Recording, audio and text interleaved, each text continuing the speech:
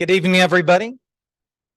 I'm David Jones. I'm the Sergeant at Arms, and welcome to Queen City Toastmasters.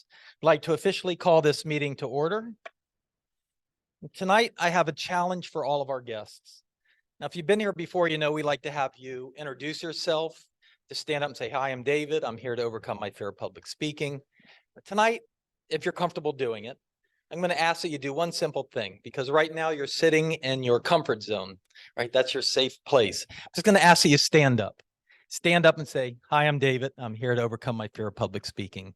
Because that one act is just starting to chip away at your fear of public speaking. So just stand up and do it. If you're not comfortable, stand up, fine. But every week you should come and just try to chip away at that fear of public speaking. And I think standing up, for me at least, when I started, just to stand up and walk up here was petrifying. That was before I even started speaking. Now, I'm going to go ahead and start the meeting, and I'd like to introduce you to our presiding officer. I got it this time. He is an experienced technology executive. He's been a chief information officer and chief technology officer. He has a bachelor's in computer engineering, and he was magna cum laude at his college in Dominican Republic. Here at Queen City, he's been our club secretary, our club vice president of education, and now president. Please welcome Elvis Lopez. There you go. There you go. Thank you. Nice introduction. Good evening, fellow Toastmasters and distinguished guests. It is a pleasure to be here tonight. Welcome to Queen City Toastmasters. Tonight we have an interesting meeting. We have a first Toastmaster of the day, and also a dynamic that is a little bit different than what we are used to. So I hope we all enjoy it. It's going to be an interesting meeting. And before we get to the content of our meeting tonight, I would like to recognize the presence of our guests. I don't see any guests online, so we'll go ahead and introduce our guests here on site. It's a full house tonight, and it's a great pleasure. So I would like to pass on the mic. This time I will go, well, actually, I will do it from right to left. The reason why we use this mic, which might not seem to be working for you, but it does work for the ones that are online. So that's the way we keep that communication, so that they feel the presence of all of us here, and they can also participate and hear everything that is happening on site. So I will pass on the mic to our guest here. He's almost a member. He's been here several times, and it's a pleasure to have you here. So I would let you introduce yourself. For those who haven't been here before, you will let us know your name. How did you hear about our club? And what is your role tonight? All right. Hey, everybody. My name is Mike Mendez. This is my 5th time being here.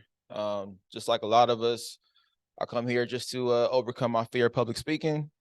I was actually referred to Toastmasters by a friend of mine. So just here to get better at public speaking, so I can take on more tasks at work that requires public speaking. So, yeah.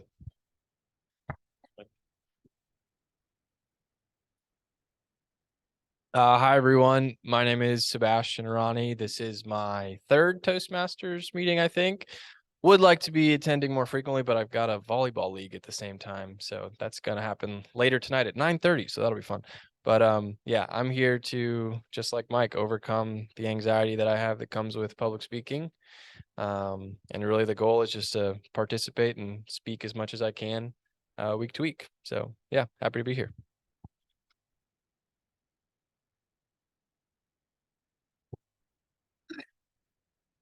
Kind of nervous. My name's Martin, first time at a Toastmasters.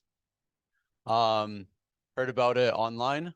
I just kind of want to learn more about it, see what it's about. And I could see I'm kind of in the wrong already. I don't have a name tag. So probably grab one from the back, but yeah. Yeah, okay. So my name is Marcelo Pena, aka Cello Effect.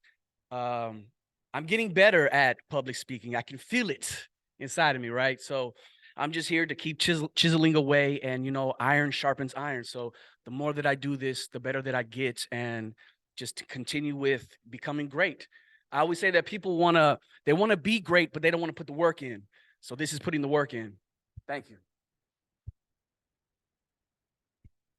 Right, very well said, very well said. So my name is Jeff Naris, and I'm here to overcome my fear of public speaking. And, I'm not really required at all to speak. I actually work from home, so it's kind of like the anti of speaking. You're behind a computer all day instead of in front of people. So I just realized I need to get out more in front of people and have my voice be heard and heard by a lot of different people, and be confident about what I'm saying in front of others, and be able to really sit when I'm in front of a group of people and have those thoughts just kind of like wave in, rather than rush out. And I think that's what Toastmasters can do for me, specifically. And, this is my first time in person. I've been to some on Zoom already, and I'm just going to make sure I can get out here as much as I can and be a part of the community.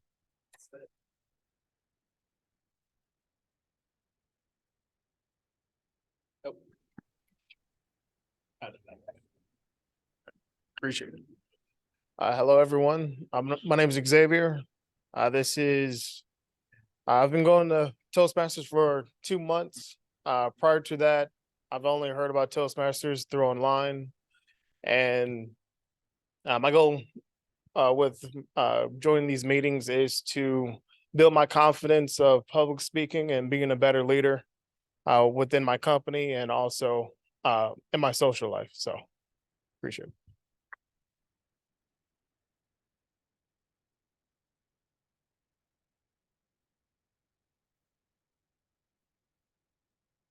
Thank you. Hey everybody, I'm Meg. This is my first time at Toastmasters, and I'm doing it to improve my interview skills for graduate school, so I don't fail again. Thank you.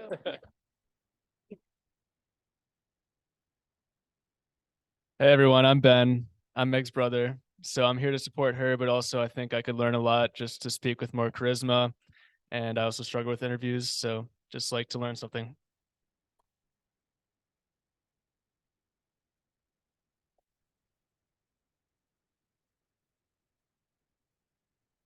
And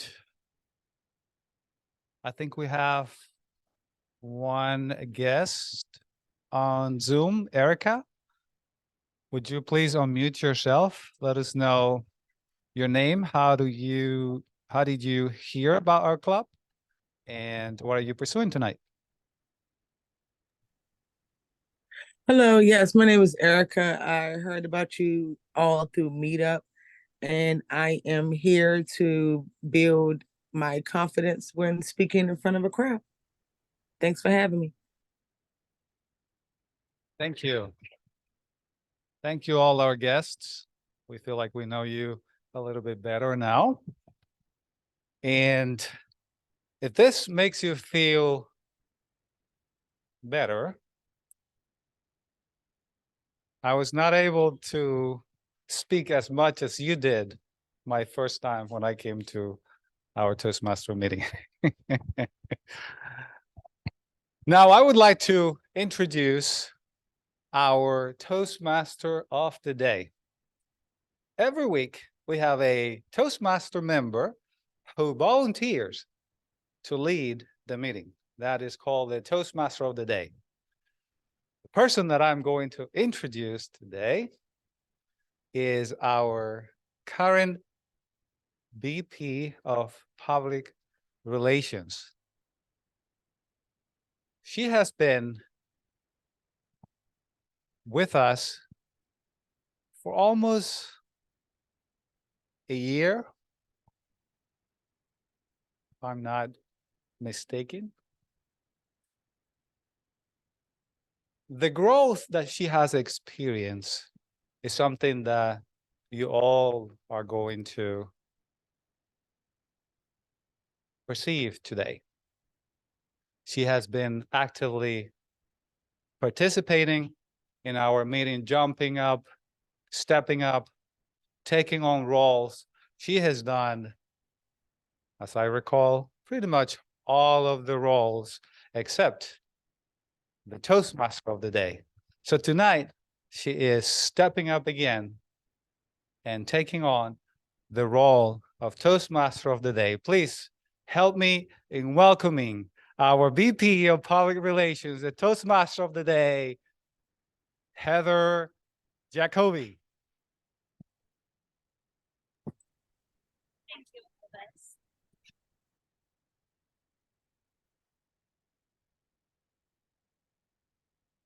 Do I share the word of the day? Okay.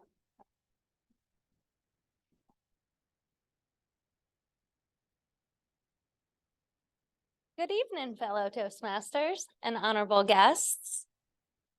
I'm Heather. When I was asked to do Toastmaster of the evening tonight, I was actually really excited because I get to pick the topic on what we get to stay on. And what I picked is I'm a huge reader. I read every day. I do like a minimum of 10 pages a day. I'm a very disciplined person, and it's helped me a lot along my way. And the book that I'm reading right now is called The Magic of Believing. And the reason why I chose this book is because I'm a firm believer in mindset, and what we believe in, we achieve. I've read As a Man Thinketh maybe 1,000 times. I listen to it on Audible. I also read the book. It's basically what we think we are, what we think we become. And why I feel that I'm qualified to talk about this is because a lot of times people assume that when you're good at anything or when you become great at anything, that you're natural or you're born that way or you have a special gift. And I know for a fact that that is not true. And I'll give you a little bit about my childhood so that you can understand, because most of us, I think 80%, maybe less, of our population comes from the school of hard knocks.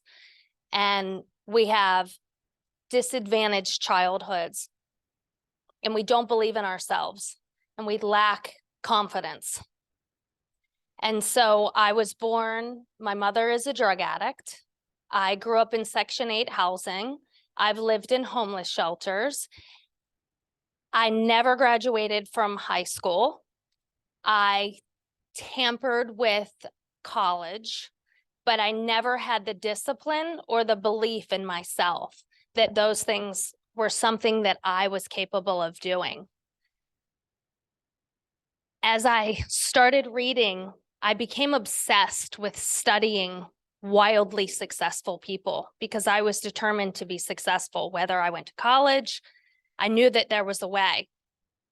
And there's an amazing amount of people that are wildly successful that have very similar stories to me. And those are the people that have inspired me and motivated me along the way. And while believing in yourself takes a great amount of discipline, whether you do that through visualizations,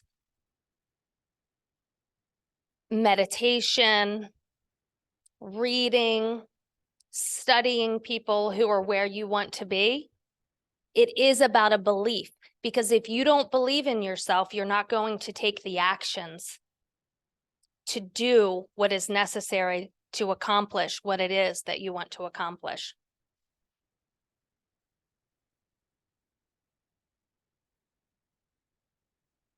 And so I chose the magic of believing because, well, that was my story then. My story now is I'm a successful business owner. I'm an entrepreneur.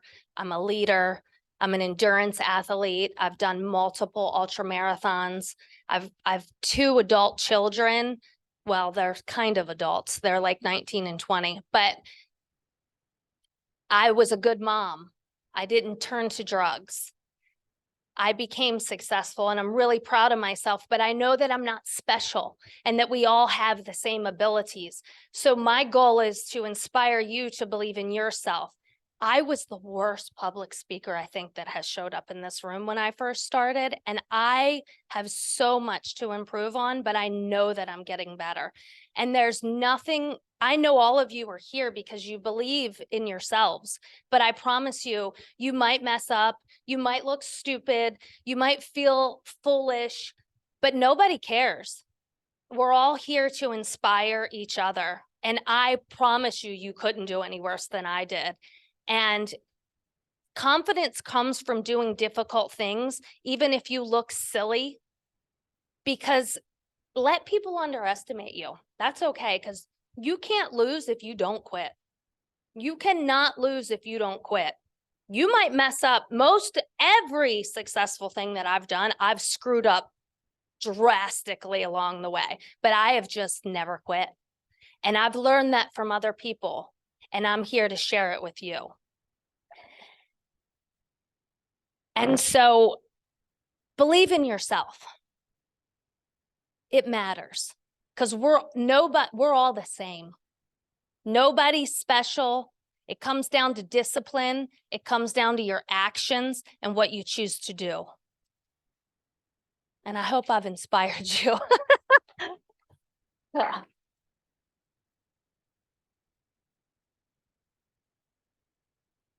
Next up is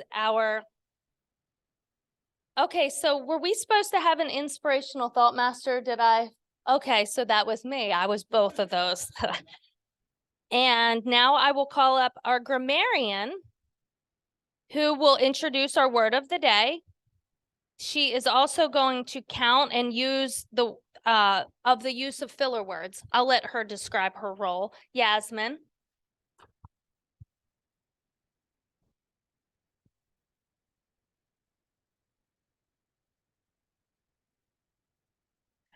Good evening, fellow Toastmasters and wonderful guests. My name is Yasmin Rigaud, and today I'm your grammarian. Honestly, my role today is just to keep everyone honest. I'm going to be looking out for filler words, uhs, and the favorite of millennials and Gen Z like. So yeah, that's going to be my role for the day. In addition to that, I chose the word of the day, and that word is enthrall, which means to temporarily spellbound or capture the fascination of. So you're going to try to incorporate that into your speeches, whether you have a previously prepared speech or whether you do a table topic for today. All right, thank you. And I'll pass it back over to our Toastmaster.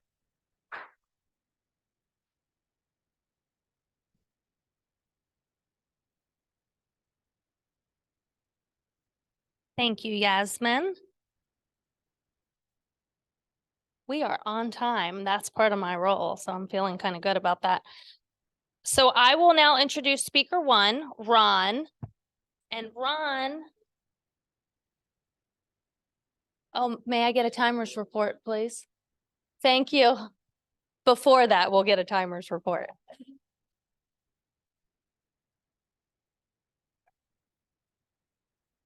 Thank you. Thank you, Heather. First off, for that wonderful opening. I was enthralled to hear your tale of all the hardships you've overcome and how disciplined you've been to be where you are today.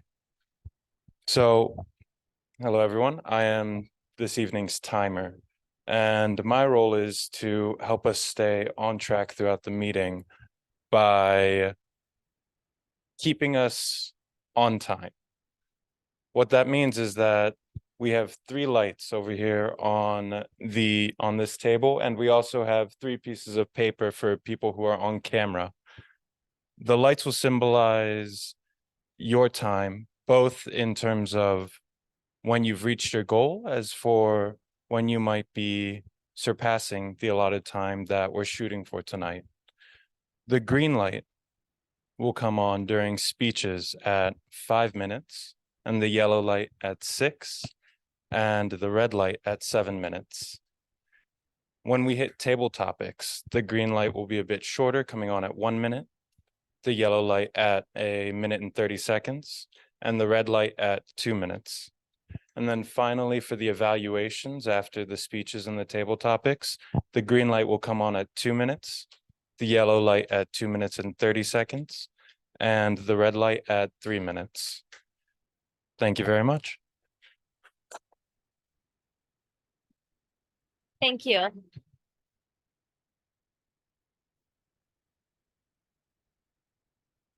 And now I introduce our speaker one, who is working on pathways for dynamic leadership. This is an icebreaker. Ron.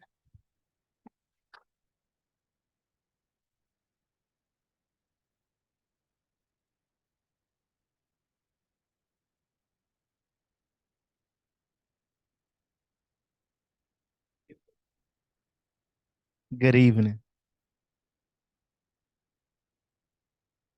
Y'all with me? All right. All right, so I like to introduce myself, Ron Bullock, and I think I wrote my speech down as being something as who I am and why I'm here. And I'm here. I'm Ron Bullock. I'm originally from Wilson, North Carolina. So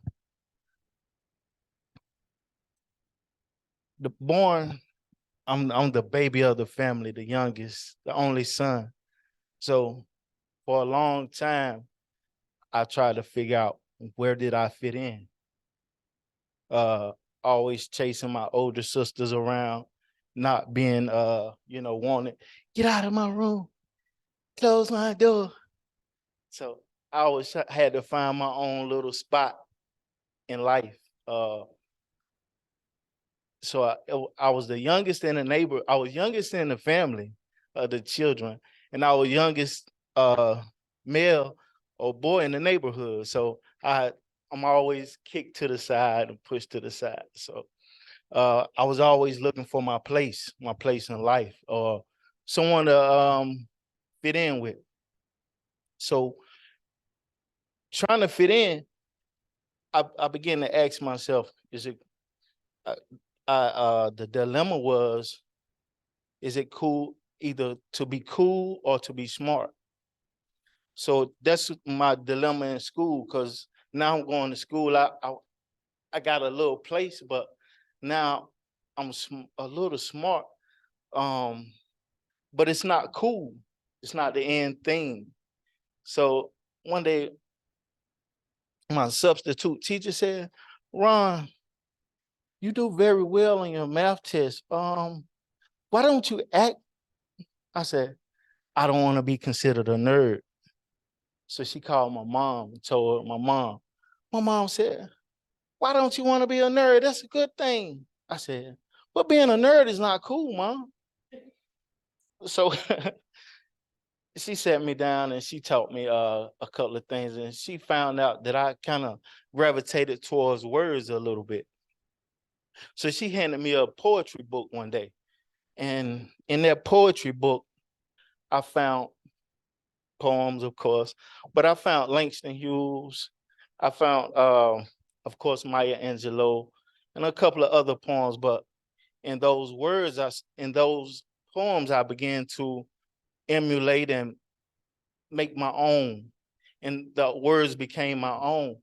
And so for a long time, I used to write when I'm pushed to the side, I will write poems, pour out my heart, pour out my feelings, my emotions, my loneliness, and I poured it out on paper.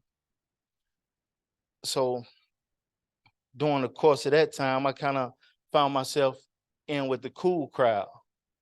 And sometimes, being in the cool crowd, you have to do you're subjected to peer pressure or things that deviates from your background or your upbringing. And I found myself, going against what my mother taught, instilled in me, just trying for the sake of being cool. So later on, I found myself pushing my love for the words and writing, pushed it to the side to be cool. So later on in life, around 18 years old, I found myself in a jail cell for the sake of being cool. So I didn't kind of gravitate to what the other guys was doing. So I said, this is a time where I think being smart will kind of help me maneuver my way through the system. So and coming to that decision, I began to read. Found my love for words again. I began to write a little more. So after jail, I'm shipped off to prison. I go to prison. I'm sentenced to 13 years in prison for being cool. So in prison, I come to the same dilemma. Do I want to be cool or do I want to be smart? And if this is what cool gets me, I said, nah, I think I'd rather be smart. So I went to school. I took multiple classes. I took carpentry, brick masonry, electrical wiring. And on top of that, I went to Shaw. Shaw offered a program so I could go to get my bachelor's degree in business management. So I did that. Fast forward, I come home back to Wilson, North Carolina after doing 13 years in prison. And I said, I returned back to my old stomping ground. I said, nah, man, I can't do this again. I said, I'm gonna take this one-way trip, train ticket to Charlotte, and I'm forced to make it. So since I've been in Charlotte, I've eventually became owner of a barbershop. I've written a book entitled 13 Years of College. I've got my CDLs, and the best thing is that little guy back there. So now if I'm faced with that question, to be cool or to be smart, I think I'll choose both. Thank you.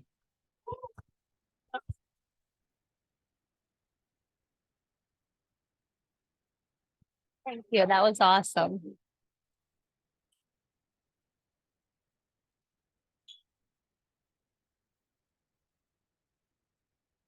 Now that was an icebreaker. This is the night of inspiration. Everybody's overcoming.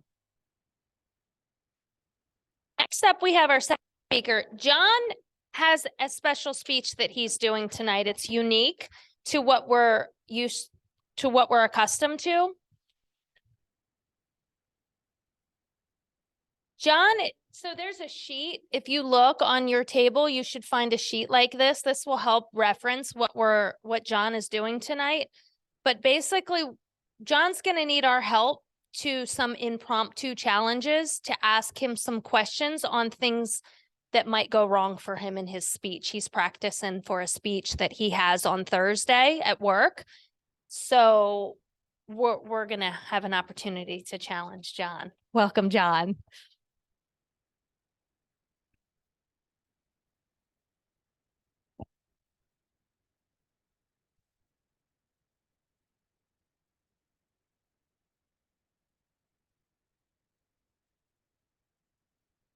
Good afternoon and welcome to the 12th Annual Insurance Conference.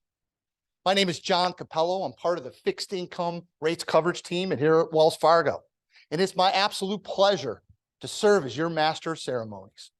I'll be leading you through today's agenda, and a packed and stacked agenda it is. We have experts from various fields, everything from economics to accounting to strategy, to help cover some of the very important industry concerns that you have on your mind. And together with all of the 50 to 100 attendees, insurance brilliant minds we have here, we are bound to have some thought-provoking discussion. Fellow Toastmasters, honored guests, folks online, you're probably thinking, am I in the wrong place? I'm actually preparing to lead a conference this Thursday. And when I first started in the financial business, I was very enthralled with the iconic movie, Wall Street. Charlie Sheen plays this Bud Fox character. He finally gets a meeting with Gordon Gekko, the billionaire investor. There's this great scene where he's just about to go into the meeting. He's tightening up his tie. And he looks in the mirror and he says, life all comes down to a few moments. And this is one of them. The surge of confidence that he needed to go attack was truly a challenge. I'm going to have 75 to 100 attendees. All of them are industry experts. My boss will be there. My boss's boss will be there, and my boss's boss will be there. You get the point. If there were ever a moment for me, from a career standpoint, this is it. Now, tonight they say preparation is the cornerstone of success, and I've done my share for the last few months. But what do we know can happen in life? Things go wrong. So I have a goal tonight, and it's a rather selfish one. I'm going to practice. I'm going to share with you some of the logistics, all the preparation of content and social venues, et cetera, as well as my own mindset. And then when I'm finished, I'm going to turn it back to you, Toastmasters, to help me think of contingencies and hiccups that I'm not thinking about. So let's get started. Now, it's my opinion that any conference you go to needs to serve two primary goals.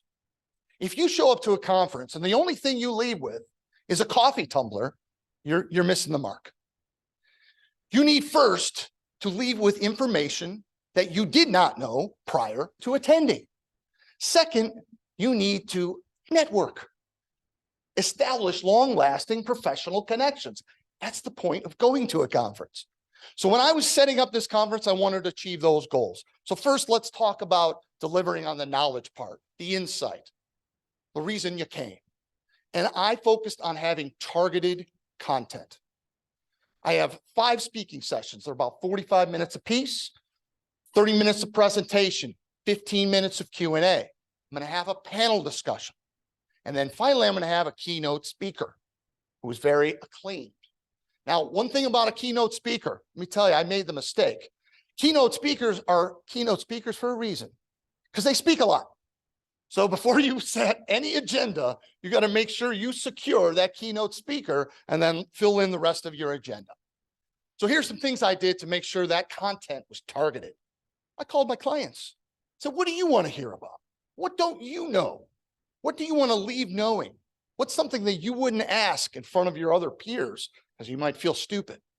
And I use that information to target, listen to, and change some of the topics that some of these speakers had covered to make that information very targeted.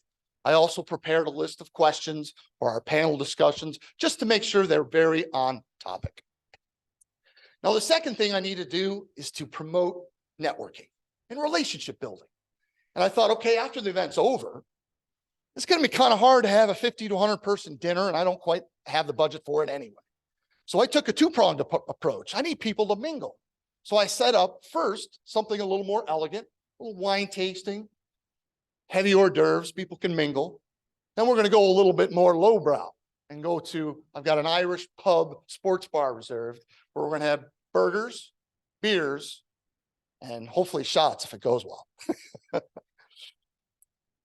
Now, in terms of the content, how I have things set up, I feel pretty good. I think everything is ready.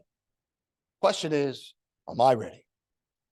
It was a few weeks ago, I started feeling the inner villain start to creep into my brain and corrupt my thinking. That inner subconscious voice of self-doubt was starting to corrupt me. I say, I need to change this up. I'm constantly preaching about positive thinking and the magic of believing. And so I needed to reset myself. So for the past week, I've been doing some exercises that I had learned in the past from life coaches and self-help books, etc. So the first one I've been doing is what I call the "What's Cool About Me" audit. And all you do is, it's very simple. You just take a clean sheet of paper and a pen and you start writing everything that's cool about you. What have you accomplished? What languages have you learned? What school did you graduate from? Did you marry your soulmate? Did you get a promotion at work? Whatever it is, whatever you can look at. And I promise you, if you look at that list and you go, wow, I actually accomplished a lot. You want something that you can point at and go, yeah, I did that. Something that's going to give you that surge of confidence. And that's something I've been doing all week. The second thing, which is even more timely, you can bet I'll be doing this on Thursday morning, is the power phrase. Now, some of you may say, that's kind of a little corny, but I'm telling you, it works. It will change your mental state when you need it most. Right now, my favorite power phrase is, you're in beast mode, go perform like a champion. You're in beast mode, go perform like a champion. You're in beast mode, go perform like a champion.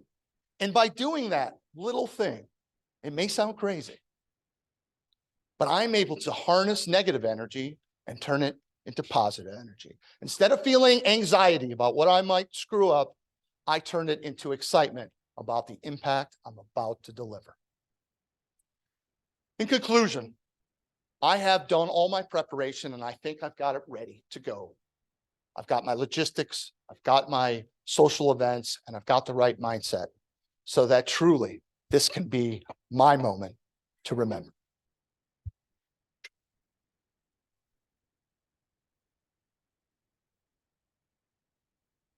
Now, you'll see on your desk, as Heather explained, there are a few goals of this project. And obviously I did a lot of preparation for this event, but there's things that I'm not thinking about. And the goal of this project is for you to provide me with some questions. Throw out some of those curveballs that you think I might encounter on Thursday so that maybe when it does happen for real, that I can navigate. Because my thought process is I would rather sweat in practice than bleed in battle. So at this point, I'd like to welcome anyone, and that sheet that you'll see on your table is meant to give you some ideas to go ahead and give it your best shot. Andre.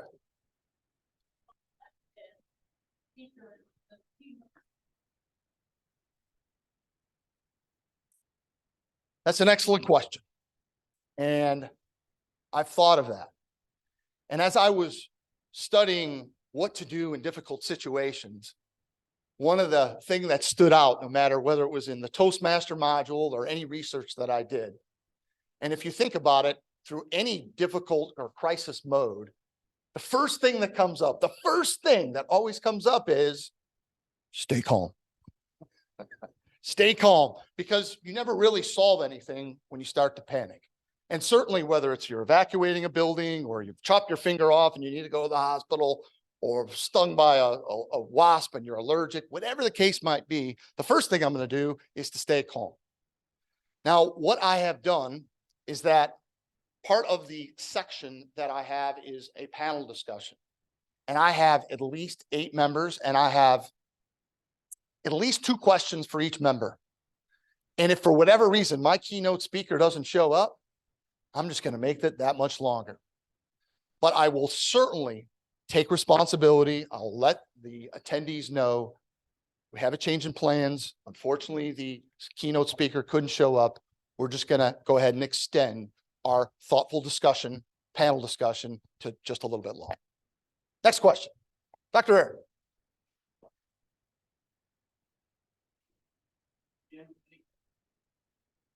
John Capella.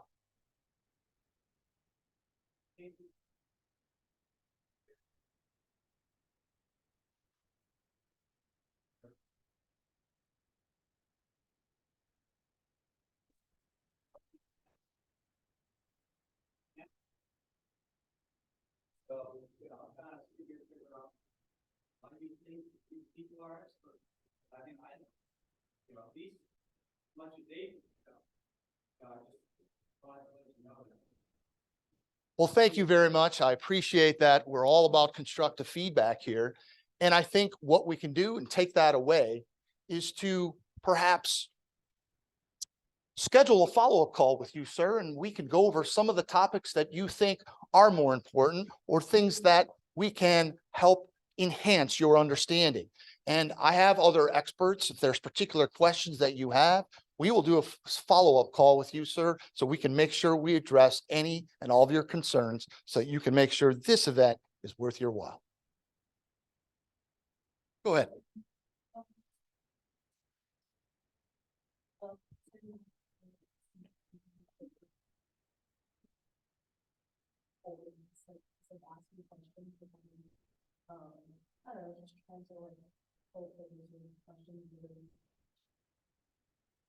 I think all healthy debates are just that, and that there's going to be differences of opinion, particularly in the financial space. I think there are theories, and a lot of people can approach it in different ways where it can be proved, right? It's not an exact science. So I think that with any of the content, particularly in this agenda and all of the industry, the insurance industry in general, has different interpretations. And that's why we're there. So I'm going to encourage someone who says, well, I don't necessarily agree with that research. Well, please, by all means, please provide some data or some approaches you have done that you feel helps justify why that is wrong.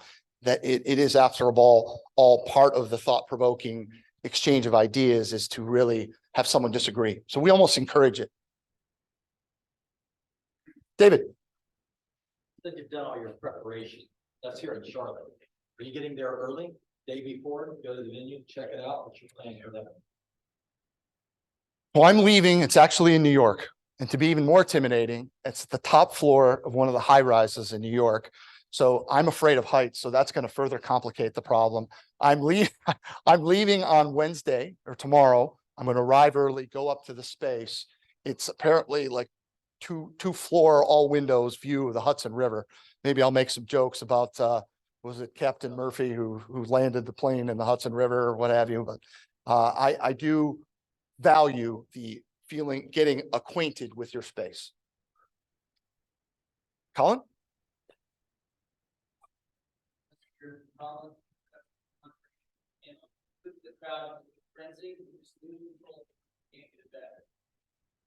Well, that may be a good problem. I always feel that if I'm going to go over part of my own approach to nervousness when it comes to public speaking, you saw my power phrase is to try to speak with a little more passion. And why I feel that won't be a problem is because this conference is right after lunch. So if anything, I'm going to be having to keep people from doing the bobbing for apples thing than I am of them getting overexcited. And that in particular is why I'm planning on trying to speak with as much passion and as much energy to kind of keep the energy and excitement going. Well, one more.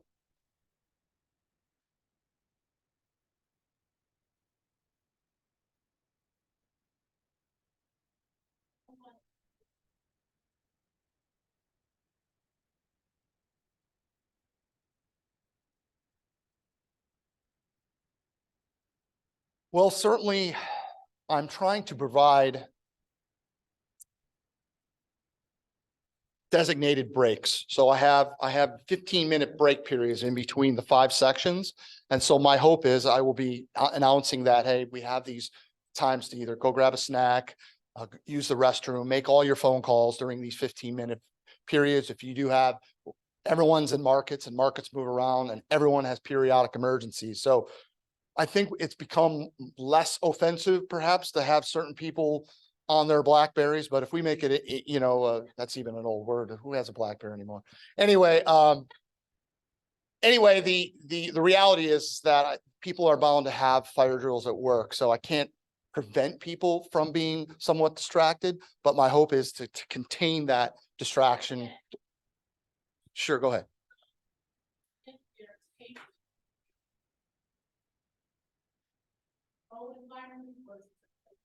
No, particularly with the fact of this, the keynote speaker is a pretty public person, who appears on financial networks and whatnot. So he's going to want all of this to be under wraps. So I'll have to remind people prior to the event kicking off that they will not be able to record anything. I think I have time for one more, and then I'll have to end it. But go ahead. Anyone else? You had one? Go ahead. So my job, and I think that my boss was to discuss how paid advertising is going. And sometimes I have to talk about losses on bad campaigns and why they're performing negatively.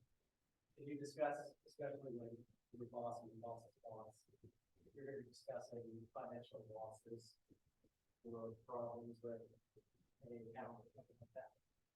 Well, that's a great question. And I've done some prep work. There's a few things and questions that I think some of my clients could answer that are a little bit sensitive, particularly in a public forum.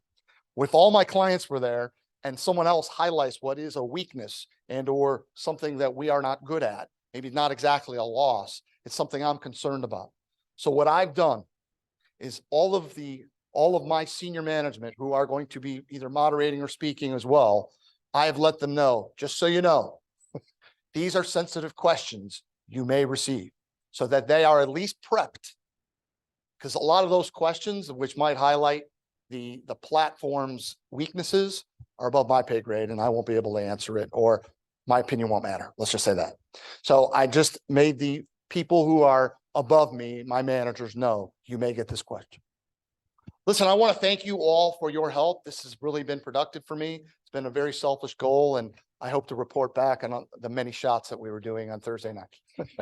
Thank you again. Thank you, John. Thank you, John. That was fun. Do we do a timers report, please?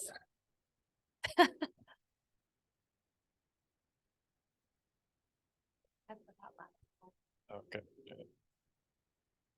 All right. So timers report. Ron, well done. It was 6 minutes, 17 seconds. So perfect time in hitting your goal. John, you got it just on the cusp. It was 7 minutes, 30 seconds. So you were right there with that time and that buffer. Perfect. All right. Thank you.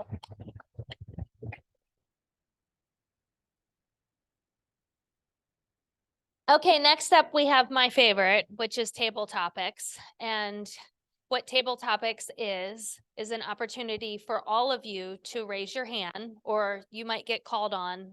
I'm not sure how Andrea is going to do it, to come up here and answer impromptu questions, 1 to 2 minutes. So I encourage you to believe in yourself, to be up here, to take advantage of the opportunity. You showed up today. You're here to get the reps in. It's like you're here, which is the first step, but being here isn't enough. It's like going to the gym and staring at the equipment. You got to get the reps in.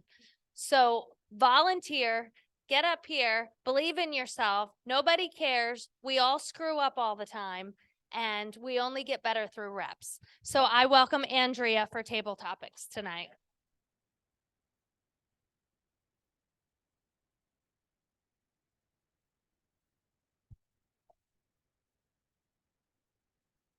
Now, see, when she said that, you know, it was her favorite, I thought she was talking about her favorite person, but I'm it's just a banter between us. But how is everybody doing today? Who believes in themselves today? So that's a good one. Everybody clap their hands. Now, it's ironic that I came up at 719. If anybody knows, I was born in September 1971, so that means this is going to be a good time. I believe in numbers. I'm a numbers person. Don't pay me no attention. So we want to talk today about believing, making magic, right? So today we're going to have table topics, and I want you to help me make some magic happen today. So I write children's books, and they're all about dreaming, achieving your dreams, believing in your dreams, and pursuing your dreams. So this topic really hit home to me. First of all, you're talking about magic. I love magic. I think magic is faith.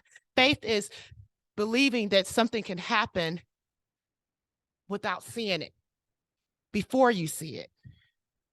So I have some questions to help us get on the same page today and all start believing in ourselves and in magic, because I believe in magic. Okay. Couldn't help it. I'm sorry. No, I'm going to sing. So do I have a volunteer who wants to take this table topics journey with me, which is you only have to speak for 1 minute. Okay. 1 minute, no more than 2.5. So who do I got? Well, I'm gonna wait on you because we're gonna get some people that don't have roles, and you're gonna be able to talk in a minute. All right. So I'm gonna get my table partner here. He's gonna come up here and remind me of your name again. Sebastian. Oh, he has one of those. He has one of those like storybook names. So I have some questions here for you, and we're going to get back to that, and we're going to let this phone stop making noise. Okay. So what is the one thing that you have done in life that you didn't believe that you could do, or somebody else didn't believe that you could do, that you proved them wrong? That's a good question. Something that I've achieved in my life that I didn't think I would be able to achieve, or that someone else didn't think I'd be able to achieve. I don't know. Honestly, it's tough. I think I've been pretty blessed in my life. I think most things that I have set my mind to or expressed an interest in wanting to achieve, I've had a fair amount of support. I know that that's not the case for everyone, and a lot of people have doubters and naysayers in their life. But for me, to be completely honest, standing up here trying to answer the prompt, there's nothing that really immediately comes to mind. So I guess in that regard, I'm really grateful and appreciative that I've always had people in my life who were willing to kind of stand in my corner and support me and back me up and motivate me to achieve whatever it might be on a given day, week, month, or year that that I wanted to accomplish. So yeah, that's probably not the best answer maybe, but I don't know. I guess I feel grateful that I don't have an immediate answer come to mind. Thank you for that, Sebastian. I actually like that answer, because that's why I wrote my books. I want our kids to think like Sebastian. I can do it. I can do it, and I'm going to try. They say the first person that failed didn't try. So at least he has the wherewithal that even if I don't succeed at it, even if I say I'm going to fit in a size 0, I'm not going to do it. Okay. It was a joke. Okay, it was a joke. You can laugh. All right. Do I have a volunteer online? Because they've been quiet today. Anybody? Sonia. Let's see what we want to give Sonia. We have to give her a challenge or one. So Sonia, what movie or book enthralled you to believe that you could do or pursue a career or lifestyle choice that just changed your mindset? Thank you for that amazing question. Hopefully you guys can hear me. My favorite movie of all time is Some Kind of Wonderful. It was a John Hughes movie. I grew up in the 80s. And I love the opening scene where it's a girl or female playing the drums. And in my school, if you were on the drum line, you were the cool kids. And I was a flautist. I didn't play the drums, but I admired the ladies who played the drums. And there was this one girl on our drum line. And it reminded me of that movie because the woman persevered in that movie. It was on her luck. She came from the wrong side of the tracks. I come from the wrong side of the tracks, but she was able to achieve what she wanted to. She was able to step into her purpose and be amazing. And people at the end of the movie were enthralled at how she persevered. So that movie set me on the space to know that, Sonia, you don't play the drums, but you have a drummer in your spirit, and you can persevere if you try. Yes, there are going to be issues. They're going to come your way. People are going to dog you because your parents can't afford those nice shoes. They're going to dog you because you can't go on a spring break vacation like everyone else. But if you persevere, at the end of the movie, you will be the heroine. You will be the one that changes the arc of the story for everyone. And I get to make an impact each and every day as an HR specialist in learning and development because I believe that when you are enthralled with the opportunity to make a difference. When people least expect it, you will persevere. So thank you for that amazing question. And thank you for the memory. Yeah, she really had us enthralled in that question, that answer to that question. So I appreciate Sonia every time she opens her mouth. She enthralls me to want to keep going. And do I have any more volunteers? Come on up. Oh, I'm sorry, Eric. I'll get you next. I promise. no problem. Okay. All right. So, Mr. Mike. All right. So I'm gonna give you the mic in a minute. Okay, I'm sorry.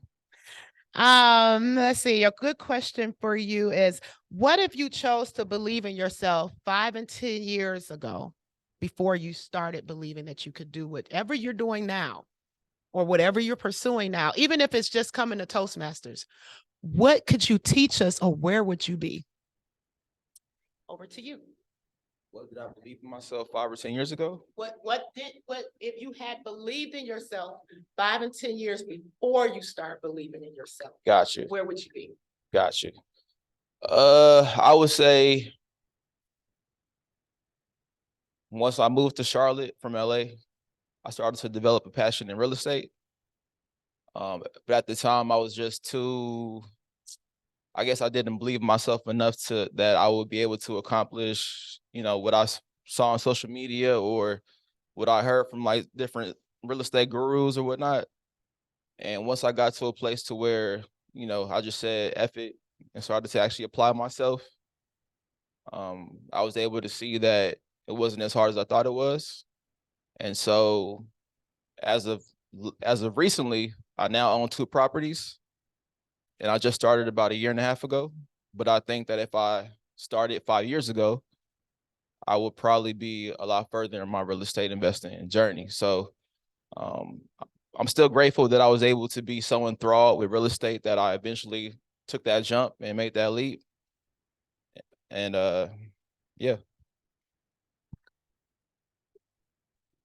He learned the lesson well. He said, I saw that green light and I'm going to stop. I understand. So do we have, okay, I got Erica, and how many more do I have time for? 2? Okay. All right.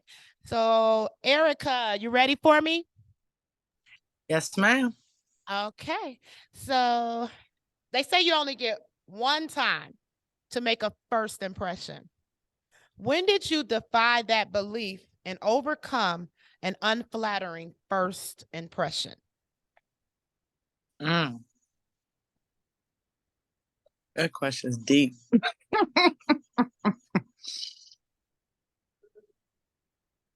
Well, I'm gonna be honest.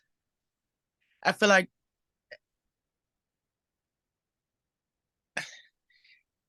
I have to work on that every time, due to the fact of me being a Black woman, and being from the East Coast. We come off, I have to always watch how I talk, how I walk, especially when it comes to certain environments.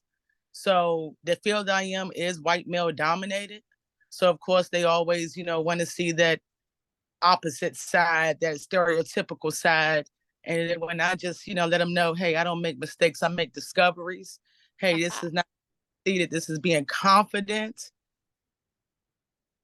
And I look them dead in their eyes with giving them a firm handshake and never break my game face. That's every time I walk into a room. So I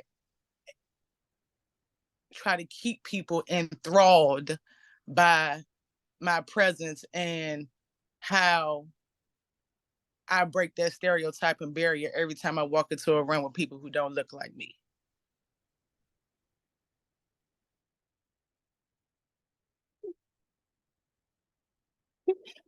All right, I just wanted to help. I wanted to help out with timing today. That's my least favorite responsibility in Toastmasters. So now we have one more for the day. Hopefully you guys enjoy table topics. Give me a round of applause, round of hands. I said a round of hands and y'all gave me a round of applause. At least you understood what I was saying, even when I make a mistake.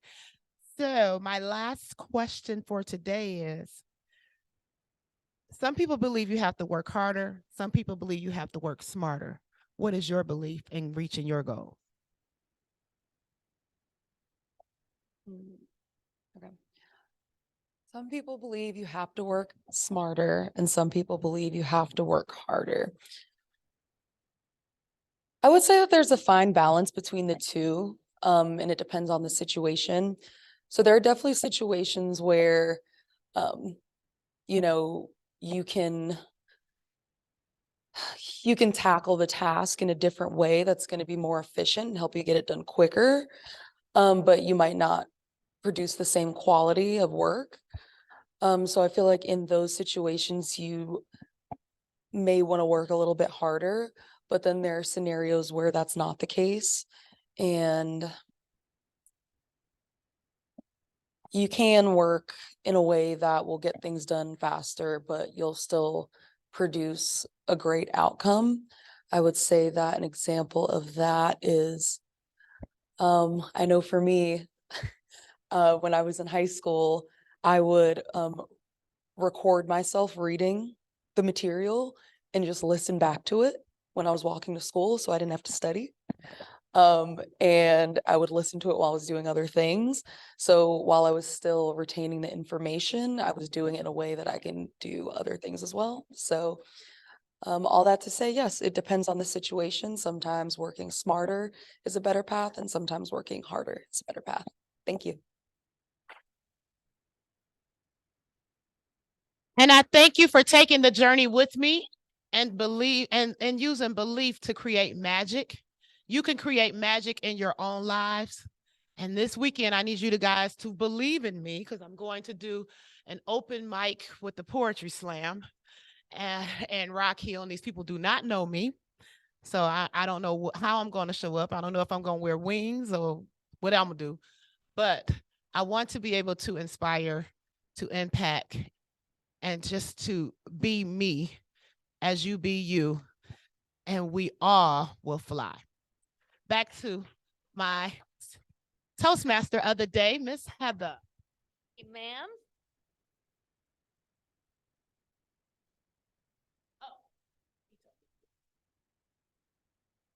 May we get a timer's report, please?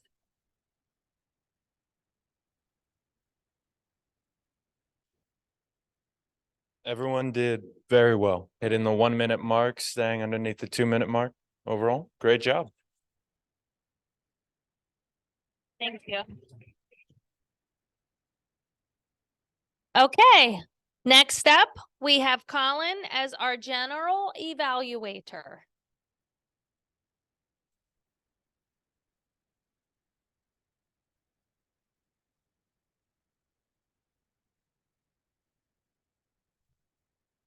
Thank you, Colin. Thank you very much. Lovely to see you, Toastmaster Heather. Good evening, everyone. We've come to the point in the meeting where I get to help us debrief about what I hope we all can agree was a pretty dang good meeting tonight. But before we get there, let's turn things over to our evaluators for our speaker this evening, starting with the good Dr. Eric Laxer, who's going to be evaluating the icebreaker and heart taker, Ron Bullock. Thank you, Toastmaster Colin. Good evening, fellow Toastmasters and guests. And a big thank you to you, Ron, for an outstanding icebreaker speech, which I can summarize in 3 simple words as saying, wow, wow, and wow. And let's have another round of applause for Ron and his amazing speech.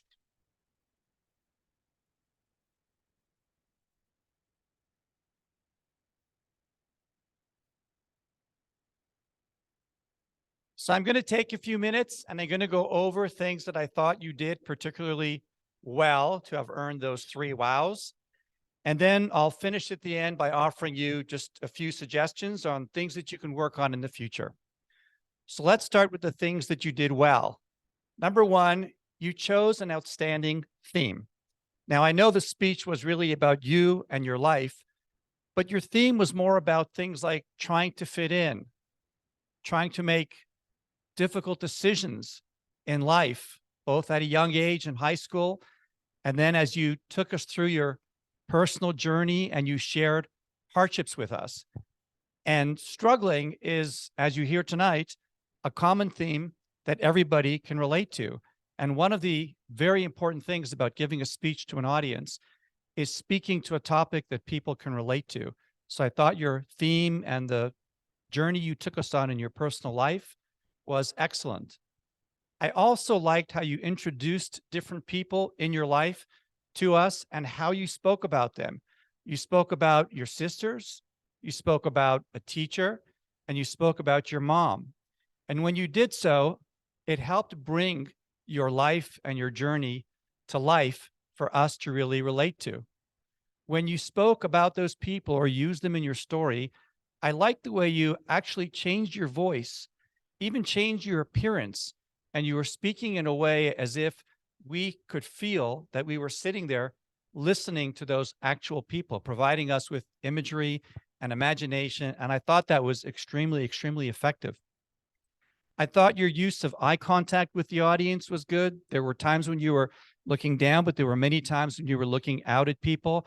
And that gave all of us a great opportunity to connect with you, your speech, and your journey.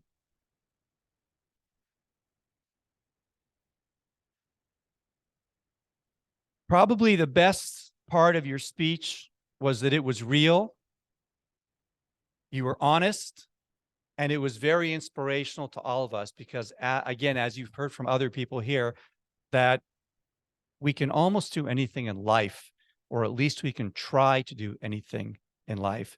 And that's something that you showed us that you went through. Couple of things to work on. At times it was a little bit hard to hear you. I was sitting somewhat in the back of the room. So just future speeches, try to focus a little bit more on your vocal volume. One of the things you could do to help that is to try to enunciate a little bit when you speak. And these are things that'll really come with practice. Well, let me end by saying, Ron, big kudos to you. You had a well done speech. I was truly inspired and enthralled by everything you had to say, and I can't wait to hear your next one. Thank you.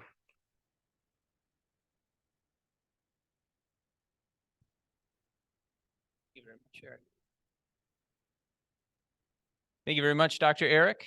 And for our next speech evaluation, I'd like to call up Mr. Queen City Toastmaster David Jones to evaluate our very own John Capello.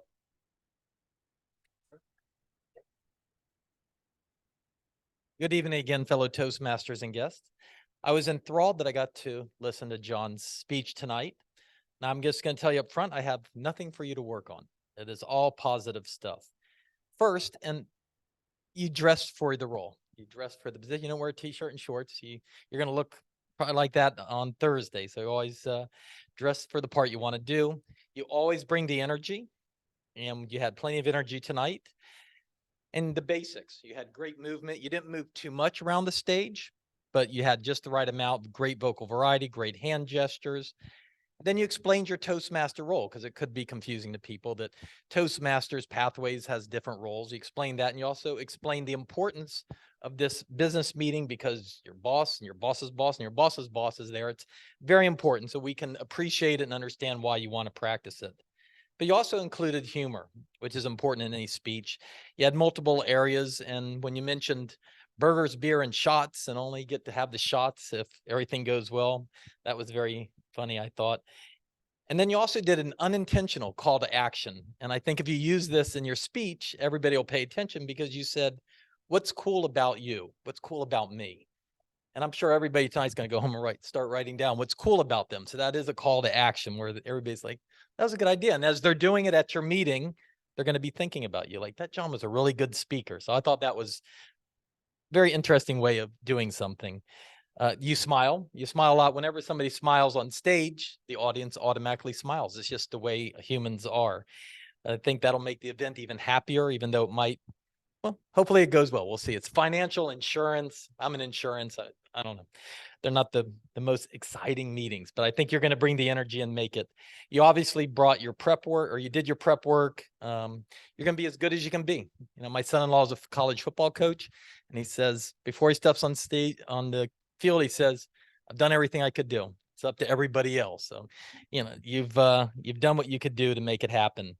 Now your responses to the people.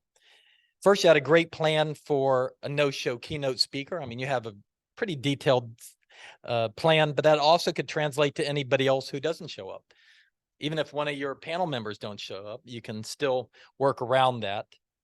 Your response to Eric was the right one. You shut him down by saying, "I'll talk to you about it later." Otherwise, he might keep going, and that's the best way to do it. And then you also said, "That's a great question." Whenever somebody asks you, you're complimenting them. Therefore, they might be a little bit nicer and not follow up with a silly question, because you've already said you are asking a great question. And finally, you said it's the last question or one more. You want to start shutting it down before the questions get silly. And so I think you did a great job. Congratulations. And good luck on Thursday. Let us know how it goes. Mr. General Evaluator. Thanks, sir. Thank you very much, Toastmaster David. Two of the best in the business right there when it comes to speech evaluations. You know, it's a charitable thing to sit through a speech and to think really closely about how the speaker's doing, what they're saying, and then providing that feedback. That's one of the golden nuggets of being in Toastmasters, is getting that feedback, because in a workplace and school, you're not going to get that from people. So always appreciate the good evaluations. Let's go to a timer's report from my man, Anders the Minuteman.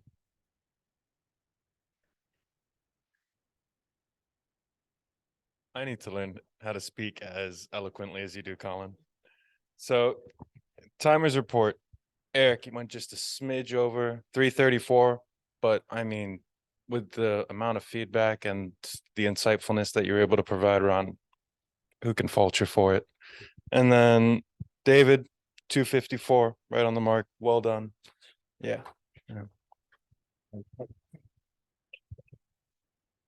Thank you very much, Anders. You know, you brought something to light that I think is pretty astute. Feels kind of silly to time the evaluators. You know, shouldn't penalize people for going over. All right, well, strap in, folks. For those of you who have been here before when I've delivered a general evaluation, you know I usually get my money's worth. So I want to start off tonight with a little golf clap, not too big so it doesn't go to his head, for our man Toastmaster Jones for setting up the mothership here, making it possible to attend in person and online. Thankless job, but we're thanking you for it tonight. I say golf claps, a little smaller. All right, just a general housekeeping thing that I had observed. This microphone does not actually transmit sound through these speakers. The microphone is for the individuals online. So when you're standing here holding the microphone, you still have to project. I haven't been here for a while. I can't tell if the air conditioner heater, I don't even know what's on really, is always that loud, or if my hearing's just gotten worse, but it can occasionally be difficult to hear in the back. So make sure you fill this room with your energy and charisma so that everyone can hang on to what you're saying. All right, that brings me to my evaluation of tonight's meeting. And I'd like to start with David's wonderful introduction of Elvis. I thought that got us started on a really, really nice note. Very complimentary, showering this man with praise. He deserves all of our praise. And Elvis, as always, very presidential. You just look so at home up here. You know, like you've got nowhere else in the world you'd rather be. And I think that that's an executive presence that I'm sure has served you well in your career, and it also serves you well here in your role as president of our club. Heather, sorry, I've got a lot of notes here. Sometimes I get lost. I'm gonna keep my finger on the line. So I really liked your meeting theme tonight. I was particularly impressed by, you took us to a vulnerable personal story really quickly, but you owned it. You know, you delivered it with this calmness and confidence that I think sometimes when folks don't have that, it can lend to maybe potentially an awkwardness as somebody who's listening in the crowd, but there was none of that. There was none of that. And that came across not only in your tone of voice, but how you stood in the space, how you moved throughout the space. You moved very calmly, confidently, you were poised, and I thought you did a good job. And even more powerfully, and most importantly, in my opinion, you found a way to segue that personal story into something that was more broadly applicable to everyone here. You know, sometimes it's easy to overdo it and go too far down the personal rabbit hole to the point where it just sounds like you're throwing your own personal business out at us and you're not giving us an opportunity to really reflect on it. But you didn't do that. And I was using the editorial you there, not you, Heather. So I thought you did a really good job at taking us to this deep point, this potentially vulnerable point, but owning it, but then kind of backing out and giving us all something to kind of chew on and reflect on. So really like the way that you did that. You facilitated very, very well tonight. You know, you arranging everyone to come up and speak who was supposed to speak. You didn't miss a timers report. That's super easy to do. I missed those myself. Yasmin, the grammarian role, understated role. First of all, I love the word of the day. I love your handwriting even more. It's beautiful handwriting. And I thought you were succinct and informative, you know, right to the point. You know, I think sometimes there's an opportunity in roles to really kind of make a meal out of it when it should really be an appetizer, and you made it an appetizer and it was great. Great. Anders, keeping us on track, keeping us focused, doing exactly what the timer should do. Another thankless role, but an important one, because unfortunately in many places outside of Toastmasters, you're not really going to get that timing feedback. And when you're standing at the lectern or behind a microphone, sense of time can feel warped. And so it's important to have that feedback. Thank you for providing it and stepping into the important role. Our first speaker, Ron. First of all, I want to say for your first speech, no notes, that takes stones, my friend. Way to go off the cuff there. It looked like you'd prepared, but it also seemed natural enough that it appeared improvised all at the same time. And I think that's a really nice balance to strike.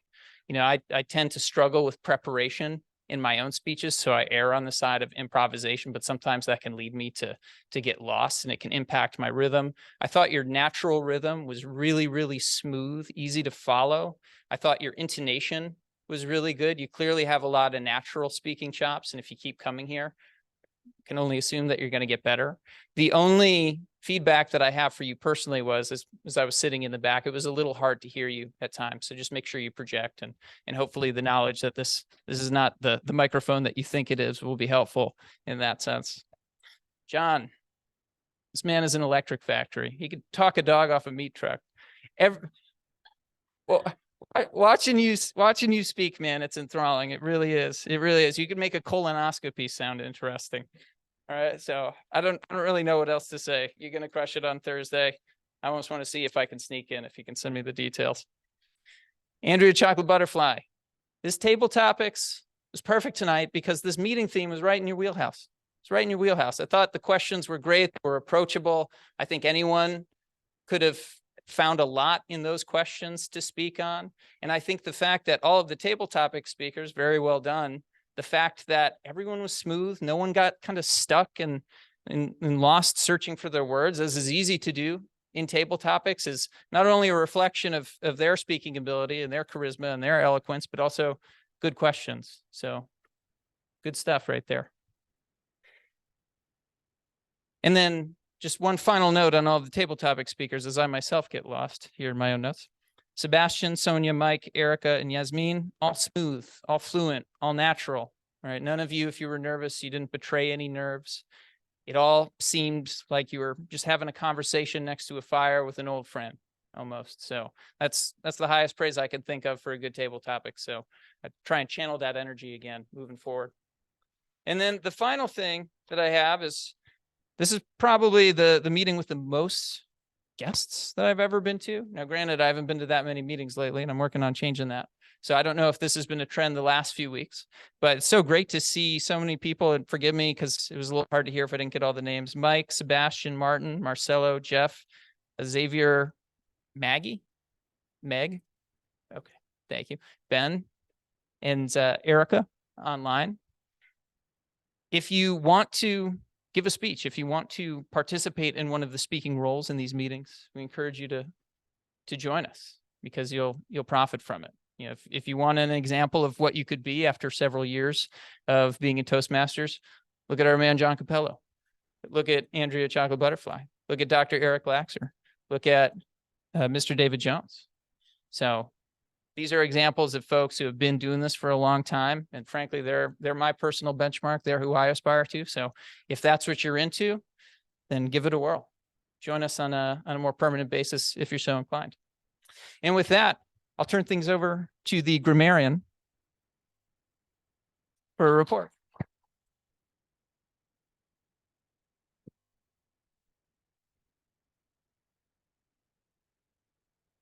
All right, so I'm going to try to keep it short and sweet. Today, our favorite filler words were and so, which I think that has been the commonalities the last couple meetings. So it's something we can all work on. I'm sure I used some filler words as well. As for our word of the day, enthrall, it was used by Anders, John, Andrea, Sonia, Mike, Erica, David, and Colin. And two things that I really enjoyed were Erica said, I don't make mistakes, I make discoveries. I love that. And Heather, I think I will be using, it's like going to the gym and staring at equipment. I will be using that because it applies to a lot of things. So definitely stealing that from you. And finally, I just wanted to say thank you to Colin just for the comment about not seeming nervous. I would say for our guests, I've come to probably about 10 meetings now. I'm nervous as hell every time I get up here, but it's kind of more so about combating the nervousness with preparation. So I think that's just a good takeaway for our guests. Thank you. I'll hand it back over to Toastmaster. Thank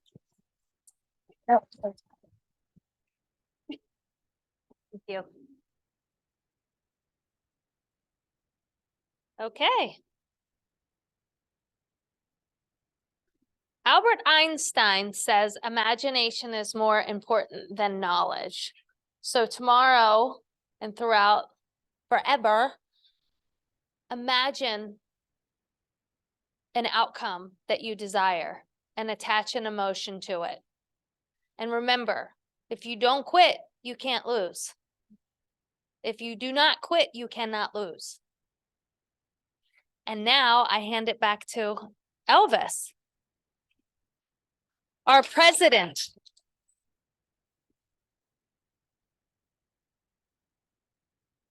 Thank you. Please, another round of applause for our Toastmaster, Heather.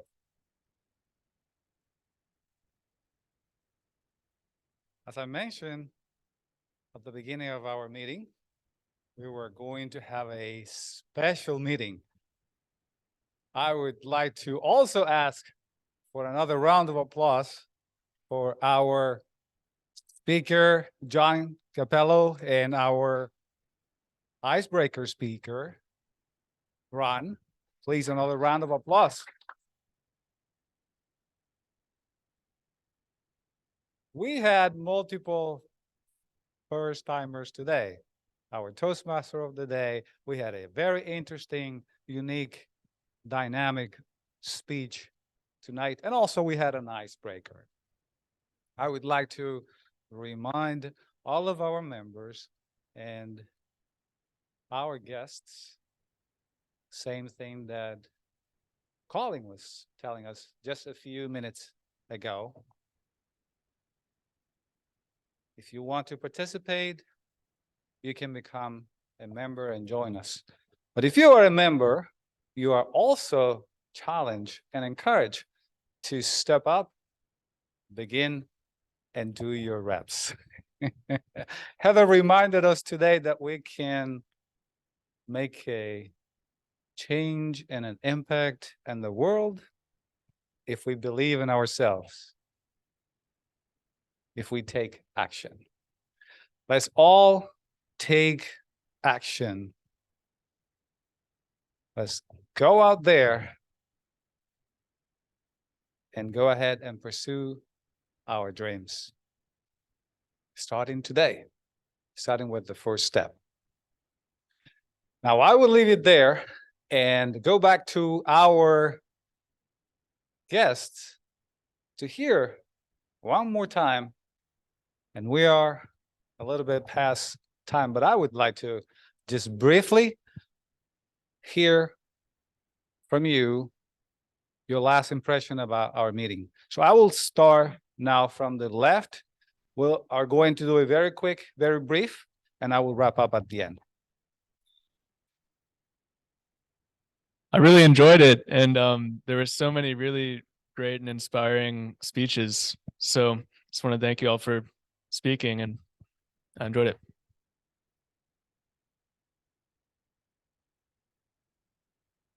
I agree with Ben. The speeches were really good and really it gave me a lot to think about and a lot to consider. So thank you.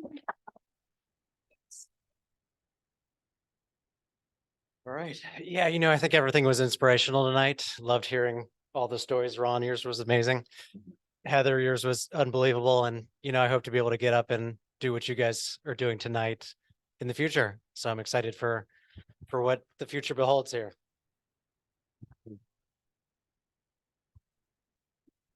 Woo!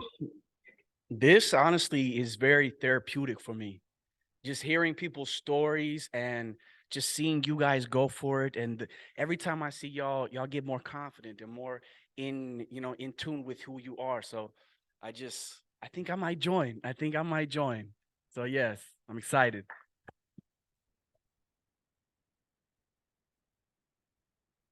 For myself, very much enjoyed a lot of you guys speak.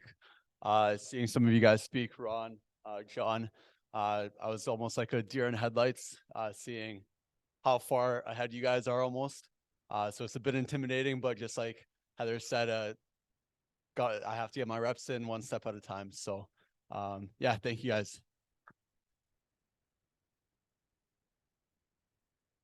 Yeah, echo what everyone has already said. I thought today was a great meeting. I agree with what I missed your name, but it really is kind of like a unique type of therapy coming. And I find it really beneficial in a lot of ways.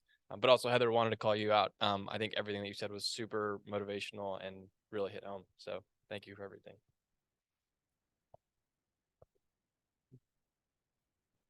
Yeah, pretty much like everyone else said. Another great night. Very motivating by Heather. Very inspiring by Ron. And obviously, whenever I get a chance to go up there, I'm starting to notice that hands get a little bit less sweaty. You can hear a little bit more of your thoughts. So, just coming back every week is definitely helpful. So, yeah.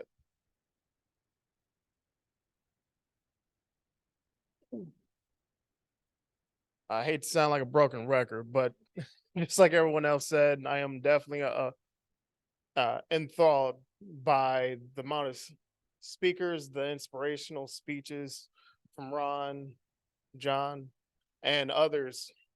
I'm definitely looking forward to next week's meeting.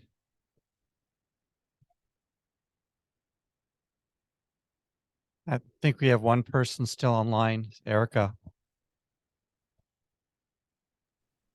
Yes. This was my first time ever coming to a Toastmasters. I've always wanted to. I definitely love the bravery that is in the room. I'm a natural, so I'm just coming to, like I said, sharpen my confidence while also just doing what I love to do, and that's just talk to people, disseminate information while also encourage others as well. And I would definitely love to come back next week. So I would like more information about joining. So thank you. Thank you. Once again, thank you so much, all of you, for coming over tonight. Please, a reminder to take on new roles next week, and we'll be here as usual. This meeting is adjourned. Thank you all.